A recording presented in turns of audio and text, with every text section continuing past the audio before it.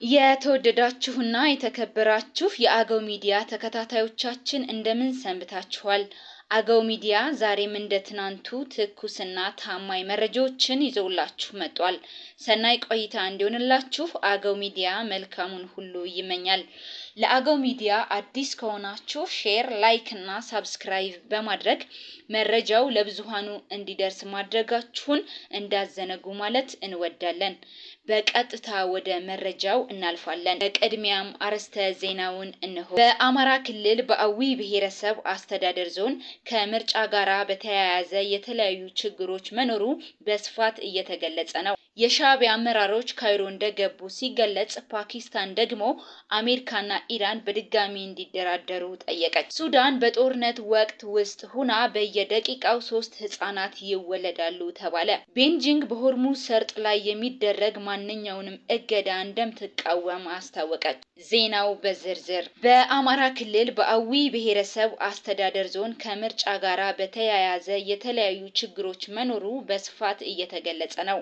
በአማራ ክልል በአዊ ብሔረሰብ አስተዳደር ዞን ሁሉም ወረዳዎች ከ7ኛው ሀገራዊ ምርጫ ጋራ በተያያዘ የተለያዩ ችግሮች መኖሩን ታማኝ ምንጮች ለአገው ሚዲያ አረጋግጠዋል። ይህ በእንዲህ እንዳለ የአገው አዊ ብሔረሰብ አስተዳደር ዞን የመንግስት ኮሚኒኬሽን ባሰራጨው መረጃ በዳንግላ ወረዳ በተለያዩ ቀበሌዎች ማህበረሰቡ በቀጣይ ግንቦት 24 2018 ዓ.ም ለሚካሄደው 7ኛው ጠቅላላ ሀገራዊ ምርጫ መሪያቸውን ለመምረጥ የሚያስችላቸውን የምርጫ ካርድ ሲወስዱ የሚል በፎቶ የተደገፈ መረጃ ቢያወጣም ህዝቡ ግን ውሸት ብሏል። በሌላ መረጃ ደግሞ በአዊ ብሔረሰብ አስተዳደር ዞን አንድ ግለሰብ ከአንድ በላይ ካርድ እንደሚወስድ የሚገልጹም ብዙ ናቸው። ይህ በእንዲህ እንዳለ ባዮ ጓግሳ ወረዳ ደግሞ የ8ኛ ክፍል ተማሪዎችን በሰልፍ ካርድ እንደሚሰጡም ተገልጾ ነበር። በተያያዘ መረጃ በአማራ ክልል በአዊ ብሔረሰብ አስተዳደር ዞን የፖለቲካ ፓርቲዎች የጋራ ምክር ቤት ለማቋቋም በሚደረገው እንቅስቃሴ ከፍተኛ የህግ ጥሰት እየተፈጸመ መሆኑን ደግሞ በብሔረሰቡ ዞን ውስጥ የሚንቀሳቀሱ የፖለቲካ ፓርቲዎች እንደገለጹ ታማኝ የመረጃ ምንጮች ገልጸዋል። የሻዕቢያ አመራሮች ካይሮ እንደገቡ ሲገለጽ፣ ፓኪስታን ደግሞ አሜሪካና ኢራን በድጋሚ እንዲደራደሩ ጠየቀች።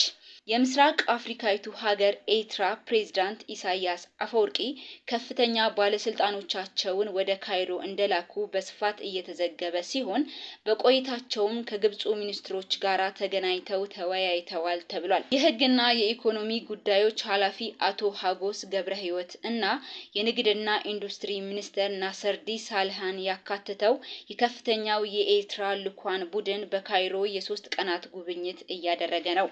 ልኡካን ቡድኑ ከግብፅ ውጪ ጉዳይ ሚኒስትር ባደር አብዱላቲ እንዲሁም ከኢንቨስትመንትና የንግድ ሚኒስትር ዶክተር መሐመድ ፈሪድ ሳለህ ጋር በመገናኘት የሁለትዮሽ የኢኮኖሚ አጋርነትን በማሳደግ ላይ የተጠናከረ ውይይት እንደሚያካሂድ ታውቋል። በተያያዘ መረጃ ፓኪስታን አሜሪካና ኢራን በድጋሚ እንዲደራደሩ የመደራደሪያ ነጥቦችን ለሁለቱም ሀገራት ማቅረቧን አሶሺየትድ ፕሬስ ዘግቧል። የመደራደሪያ ቦታ ቅያሬም ካስፈለገ ዝግጁ መሆኗን ፓኪስታን ገልጻለች። በዚህ ዙሪያ ላይ ፓኪስታን ከሁለቱም ሀገራት ምላሽ እየጠበቀች እንደምትገኝ ተዘግቧል። ሱዳን በጦርነት ወቅት ውስጥ ሆና በየደቂቃው 3 ህጻናት ይወለዳሉ ተባለ። በሱዳን ጦርና በፈጣን ድጋፍ ሰጪ ኃይሎች መካከል ያለው ግጭት ለህፃናት በፍጹም የማይገባ ሁኔታ ቢሆንም ቢያንስ 3 ህፃናት በየደቂቃው ልዩነት እየተወለዱ ይገኛሉ። ሴቭ ዘ ችልድረን በቀን 06/2018 ዓ.ም ባወጣው ሪፖርት እንዳስታወቀው በሱዳን ጦርነቱ ከተጀመረበት እንደ ኢሮፒያን አቆጣጠር ሚያዝያ 2023 ጀምሮ ይፋ በሆነው መረጃ 5.6 ሚሊዮን ልጆች ተወልደዋል። ይህም ማለት በቀን 5000 ህጻናት ይወለዳሉ። በሱዳን የህፃናት አድን ድርጅት የሀገር ውስጥ ዳይሬክተር መሐመድ አብዲላፍ እነዚህ ልጆች የተወለዱት በተጨናነቁ መጠለያዎች፣ በቂ መሳሪያ በሌላቸው ወይም በተብላሹ የጤና ተቋማት ውስጥና ቤተሰቦቻቸው በጉዞ ላይ እያሉ ነው ብለዋል።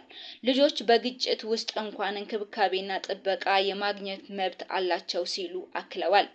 እንደ ኢሮፒያን አቆጣጠር አፕሪል 15 2023 የሱዳን ጦር አዛዥ አብዱል ፈታህ አልቡርሃንና የአርኤስኤፍ አዛዥ መሐመድ ሐምዲን ሐሚቴ ዳጋሎ መካከል የተቀናቃኝነት ፉክክር ወደ ጦርነት በመላ ሀገሪቱ በፍጥነት ተስፋፍቷል። ከዚያን ጊዜ ጀምሮ ጦርነቱ በ10 ሺዎች የሚቆጠሩ ሰዎች ገድሏል።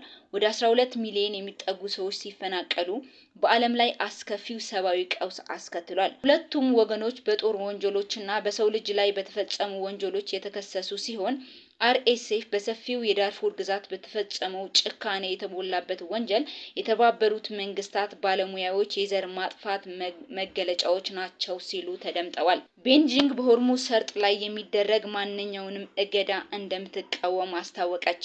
የቻይና መንግስት በሆርሙዝ ሰርጥ ላይ የሚደረግ ማንኛውንም የባህር ላይ እገዳ የዓለም አቀፉን ማህበረሰብ ጥቅም የሚጎዳ መሆኑን በመግለጽ የሚመለከታቸው አካላት ሁሉ ራሳቸውን እንዲገቱ አሳሰበች። አሜሪካ በኢራን ወደቦች ላይ የባህር ላይ ትራፊክ እገዳ እንደምትጀምር ማስታወቋን ተከትሎ ቤጂንግ በሰጠችው ምላሽ ከኢራን ጋር ያላትን ጠንካራ የንግድና የኢነርጂ ትብብር እንደምታስቀጥል ገልጻለች። ቻይና መከላከያ ሚኒስቴር በበኩሉ የሀገሪቱ መርከቦች በሰርጡ በኩል የሚያደርጉትን ጉዞ እንደማያቋርጡና የኢራን መንግስት መንገዱን ክፍት ማድረጉን ጠቁሟል። ይህ ውጥረት የነገሰው በኢራን ጦርነት ዙሪያ ቅዳሜና እሁድ በኢስላማባድ የተደረገው ድርድር ያለ ውጤት መጠናቀቁን ተከትሎ ሲሆን ቻይና የኢራን የነዳጅ ምርት ዋነኛ ገዢ እንደመሆኗ ጉዳዩን በቅርበት እየተከታተለች ትገኛለች። የተወደዳችሁ አድማጮች አርዕስተ ዜናውን በድጋሚ እንሆ።